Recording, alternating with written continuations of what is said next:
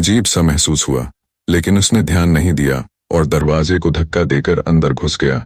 हवेली के अंदर घुसते ही ठंडी हवा का झोंका आया और एक अजीब सी सरांध महसूस हुई। चारों तरफ वीरानी और अंधेरा था।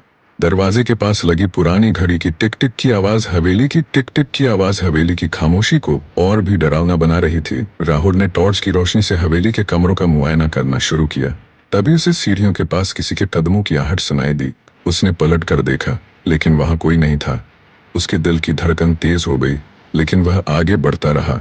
रहस्यमय दरवाजा और पुरानी डायरी आगे बढ़ते हुए राहुल को एक बड़ा सा दरवाजा दिखा, जो बाकी दरवाजों से अलग था।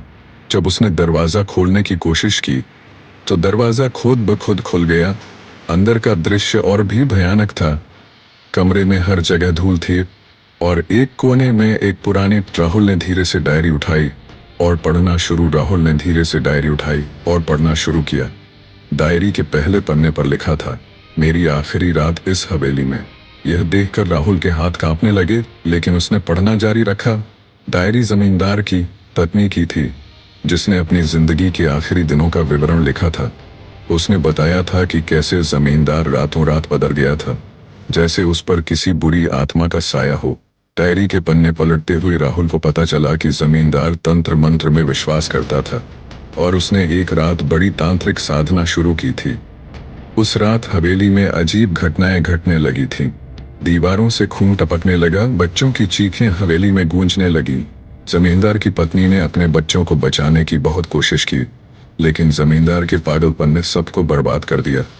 डायरी के आखिरी पन्ने पर लिखा था, उस रात मैंने अपनी आंखों से जो देखा उसे कभी नहीं भूल सकती। वो अब भी यहाँ है और जो भी इस हवेली में आता है उसकी मौत तय है। राहुल की रूह कांप गई। तभी उसे अचानक अपने पीछे किसी की मौजूदगी का एहसास हुआ। उसने जैसे ही पलट कर देखा, दरवाजे के पास वही सफेद साड़ी में लिपटी परछाई खड़ी थी, जिसे उसने पहले देखा था। इस बार वो और भी करीब आ गई थी। उसकी आंखें पूरी तरह से काली थीं और उसके चेहरे पर गुस्सा साफ झलक रहा था। राहुल डर के मारे कुछ बोल नहीं पाया। वो परछाई धीरे धीरे उसकी तरफ बढ़ने लगी और कहने लगी, तुमने मेरी कहानी पढ़ ली है, अब तुम भी मुझसे अलग नहीं हो सकते। यहाँ से कोई जिंदा नहीं जाता। हवेली के अंदर हर चीज हिलने लगी, मानो भूकंप आ गया हो। दीवारों से खून टपकने लगा और फर्श पर अजीब अजीब आकृतियां बनती दिखने लगी। राहुल की सांसें तेज हो गईं, लेकिन उसने हार मानने की बजाय दौड़ना शुरू कर दिया। वो हवेली के हॉल में पहुंचा, जहां एक बड़ा सा आईना लगा हुआ था। अचानक उस आईने में उसे अपनी परछाई के बजाय जमींदार की भयानक शक्ल दिखाई दी। जमींदार जोर से हंस रहा था और कह रहा था, अब तुम भी मेरे साथ यहीं रहोगे। राहुल ने डर के मारे अपनी आंखें बंद कर लीं। जब उसने दोबारा आंखें खोलीं तो उसके चारों तरफ काला धुआं फैल चुका था। उसने जोर से चिल्लाया, मैं यहां से बाहर निकलना चाहता हूं। तभी अचानक हवेली की घंटी की आवाज गूंजने लगी और वो सफेद साड़ी वाली औरत फिर से प्रकट हुई। इस बार उसका चेहरा थोड़ा शांत था और उसने राहुल से कहा, अगर तुम मेरी मुक्ति चाहते हो तो इस हवेली का सच सबके सामने लाओ। राहुल को समझ नहीं आ रहा था कि वो क्या करे, लेकिन उसने हिम्मत जुटाकर उससे वादा किया कि वो हवेली का रहस्य जरूर सबके सामने लाएगा। तभी औरत की आत्मा धीरे धीरे गायब हो गई और हवेली की सारी अजीब घटनाएं रुक गईं। हवेली से वापसी और अंत राहुल ने दरवाजे की ओर भागकर उसे खोला और तेजी से बाहर निकल गया। जब वो हवेली से बाहर आया तो उसने चैन की सांस ली।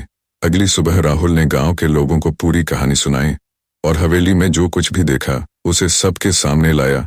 कुछ ही दिनों में वह हवेली गिरा दी गई और उसके बाद वहां कोई अजीब घटना नहीं हुई, लेकिन राहुल को हमेशा एक डर सताता रहा। क्या सच में उस औरत की आत्मा को मुक्ति मिल गई थी, या फिर वो आज भी किसी और की राह देख रही थी?